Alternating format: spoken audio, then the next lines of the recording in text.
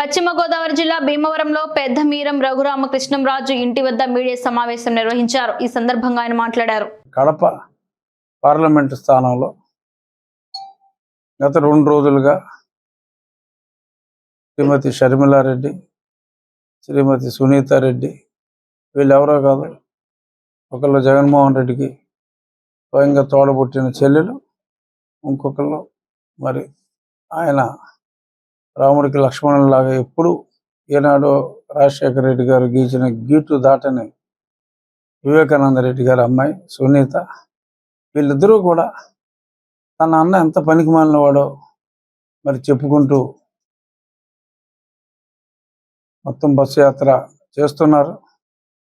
ఒక హంతకుడిని మీరు ఎన్నుకుంటారా అని చెప్పి, మా సొంత బాబాయిని చంపిన వాడిని మీరు ఎన్నుకుంటారా, ఆర్ రేదర్ చంపించిన వాడిని ఎన్నుకుంటారా, ముఖ్యమంత్రిగా కావచ్చు, ఎంపీగా కావచ్చు, ఇటువంటి రక్తం తాగే వాళ్ళని మీరు దయచేసి ఎన్నుకోవద్దు అని చెప్పి కూడా మరి వారిద్దరూ కూడా చెప్తున్నారు.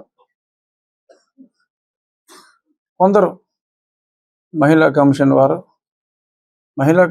వారు మరి పురుషుల సమస్య గురించి, అంటే వాసిరెడ్డి పద్మ గారు ఇంకా మహిళా కమిషన్లో ఉన్నారా, తప్పుకున్నారా, రాజీనామా చేస్తారా? అయితే పురుషుల సమస్యల గురించి మాట్లాడవచ్చు, ఇబ్బంది లేదు. ఆవిడ 2 పురుషుల సమస్య గురించి మాట్లాడారు. ఆ పురుషులు ఎవరంటే మహాపురుషులు YS Jaganmohan Reddy, YS Avinash Reddy. So వారిని మ్యాటర్ కోర్టులో పెండింగ్లో ఉండగా ఎలా మాట్లాడతారు అని చెప్పి గతంలో మహిళా కమిషన్ చైర్పర్సన్ పద్మ గారు ప్రశ్నించారు. మరి పద్మ గారికి ఇక్కడ తెలుసుకోవాల్సిన విషయం ఒకటి ఏంటంటే, ఛార్జ్షీట్ సిబిఐ ఫైల్ చేసింది. సిబిఐ ఛార్జ్షీట్లో ఫైల్ చేసిన అంశాలు ఏవైతే ఉన్నాయో ఆ అంశాల ఆధారంగానే షర్మిల కానీ సునీత కానీ వారిద్దరూ మాట్లాడుతున్నారు. ఒకసారి సిబిఐ ఒక ఛార్జ్షీట్ కోర్టులో వేసిన తర్వాత అది బహిరంగ డాక్యుమెంట్.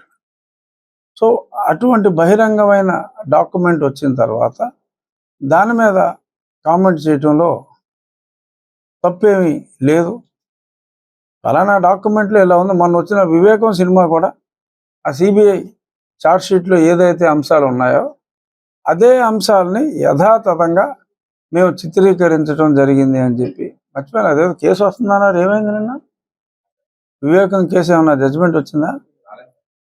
లేదు, మళ్ళీ వాయిదా పడి ఉంటుంది బహుశా. అసలు సినిమా ఎవరు తీసాడో కూడా ఎవరికి తెలియదు. అసలు సినిమాయే కాదు, ఏదో చిన్న డాక్యుమెంటరీ. బట్ జనం 3.5 మిలియన్ల వ్యూవర్షిప్ వచ్చిందట. సో ఇవన్నీ కూడా ఉన్నాయి, వాళ్ళు చేసిన అరాచకాలు, అకృత్యాలు. తర్వాత నిన్న కోర్టులో కూడా దస్తగిరి తను వేసిన బెయిల్ రద్దు పిటిషన్లో కూడా న్యాయమూర్తి చాలా ప్రశ్నలు వేశారు. మీరెందుకు సిబిఐ వాళ్ళని మీరెందుకు మరి ఇలా చేస్తున్నారని తెలిసినప్పుడు మీరెందుకు బెయిల్ రద్దు కోరలేదు ముందే అని చెప్పి కూడా ఒక గమ్మత్తైన ప్రశ్న సంధించడం జరిగింది. మరి దానికి సిబిఐ వాళ్ళు ఎప్పుడో లాంగ్ ఎగో డాక్టర్ సునీత సుప్రీంకోర్టులో వేసిన కేసులో ఆల్రెడీ ఇది పెండింగ్ ఉంది కాబట్టి మళ్ళీ మేము వేయవలసిన అవసరం లేదు అని మేము వేయలేదు.